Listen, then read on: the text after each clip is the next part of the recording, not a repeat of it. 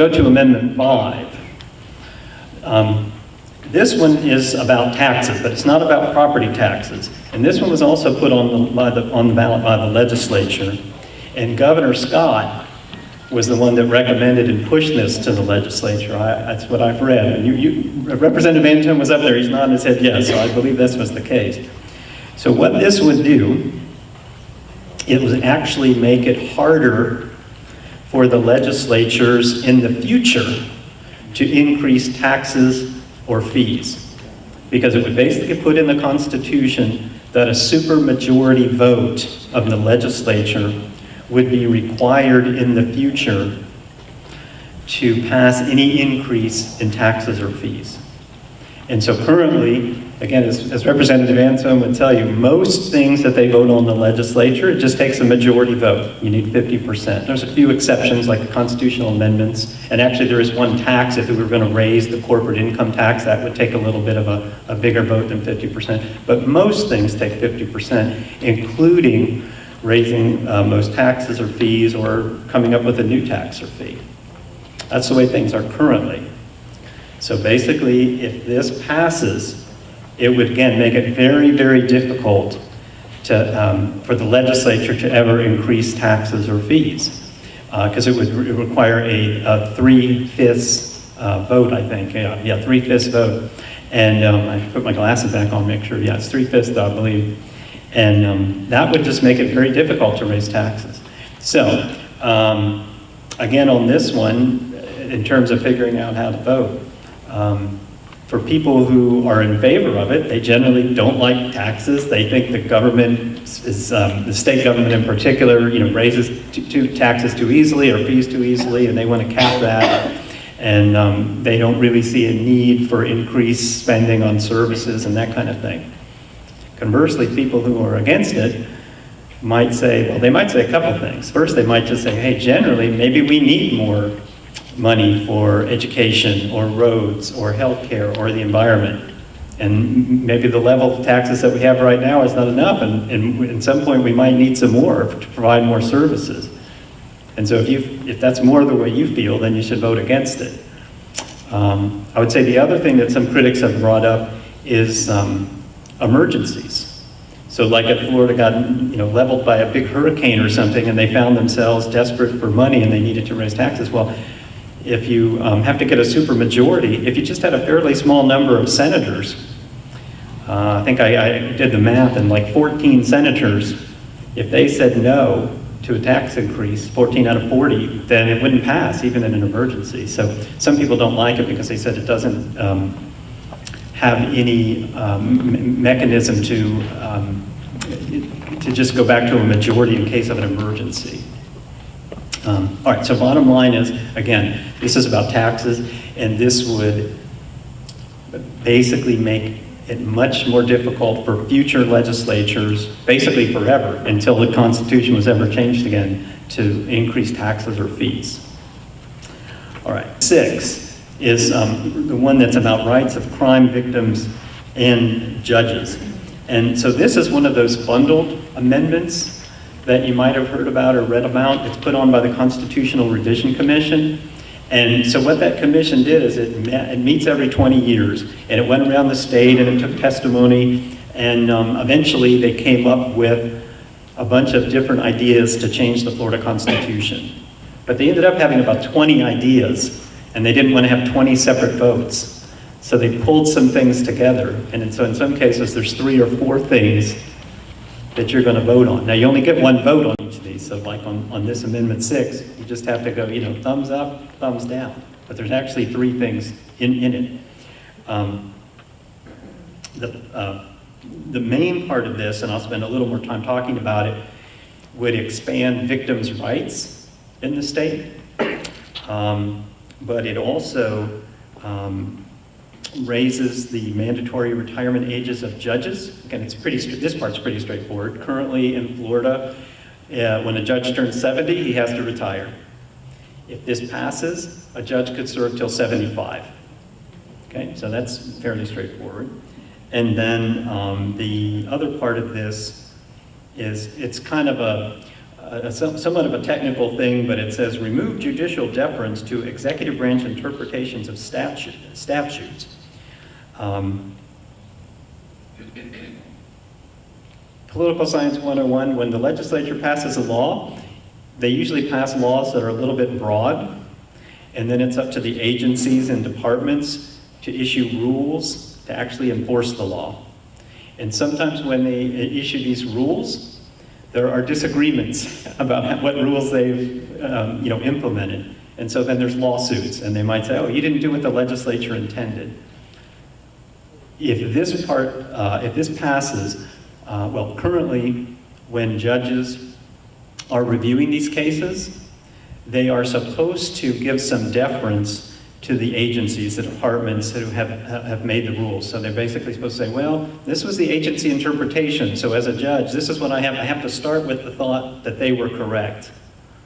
If this passes, it would simply mean that the judge could just independently say, it doesn't matter what the agency did, I'm going to look at this with fresh eyes, and if I think it doesn't comply with what the legislature wanted, then I'm going to say you have to redo it. So it basically would give the judges a little more flexibility when they are reviewing cases that have to do with the rules that the agencies and departments come up with. All right, so now let me circle back to the first part, because those two parts are interesting and everything's important, but it's really the first part of this one, which is called Marcy's Law, that would expand victims' rights in Florida, that has received the most attention. Probably if I ask for a show of hands, a lot of you have probably already seen or heard some commercials about this, or seen it pop up on the computer, because there's been a lot of money spent on this one as well. And currently in Florida, we do have a small section in the Constitution that provides some rights for crime victims. Most states don't have that, but Florida's actually had it for a while. And it basically says something to the effect that if you're a crime victim or the next of kin, then you have a right to be informed and to be heard to the extent that it doesn't interfere with the rights of the accused. It's really literally just a long sentence or two. But we do have something in there to help protect victims a little bit.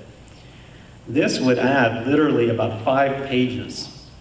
It is really long and it is very detailed, and it would give about 20 specific rights to crime victims, or if it was a murder case, to the next of kin of the crime victims. So it would give just a laundry list of specific rights. Wow, is it a good idea or a bad idea? Well, like everything, on the one hand, people who are for it basically say, look, the criminal justice system is really tilted towards the accused criminals. They have all these sorts of rights and protections, and crime victims have almost nothing. And so all this would do is level the playing field and make sure that victims' rights and victims are thought of, and that they're kept informed. Doesn't want victims to be treated compassionately, but he says, what we have, in his view, what we have in the Constitution is enough, sufficient already. So, and when it comes down to your vote, your decision, do you want to vote for it or against it? If you want a much more expansive set of rights for crime victims, then vote for it. If you are worried about the balance between somebody that's accused, because not everybody that's accused is guilty, and the crime victim, then you probably should vote against it. 7, first responder and military member survivor benefits, public colleges and universities. Okay, here again is one of those bundled ones. There's several things involved here. It would, I'll just cover 2 things, 2 basic things it would do. One part of it is about taxes and fees for colleges. It would basically say that if universities were going to raise fees on college students, they also have to do it by supermajority vote. So currently, they can raise it with a 50% vote. If this passes, it would be a little harder to raise fees on college students. I have a mixed feeling on that, obviously. Since I'm at UCF, I do feel bad for the college students that have to pay for things. On the other hand, we have a university to run, and we need to provide services, and that costs money. But anyways, that's one thing it would do. And then the other thing that's certainly probably the more popular part is the part that would provide additional benefits to first responders and military members who were from Florida who lost their lives in the performance of their duties. And so if this passes, the next of kin, say widow or children of these folks, would get some additional benefits. And again, that's, it's in one sense pretty straightforward. So if you like the idea of providing some benefits for those folks, you should vote for it. If you don't think that's a good idea, then vote against it. And if you like the one thing but not the other, then you're kind of in trouble. You'll have to figure out one way or the other, because they're not really that connected, but there are two things on there at least. All right, there is no Amendment 8. Amendment 8 already got pulled off the ballot by the Florida Supreme Court, so we're jumping right to 9. And this one also is a bundled one, although at least the two things that are on there are, again, pretty straightforward. On the one hand, well, there's two things. The first part would ban oil drilling and gas drilling in state waters.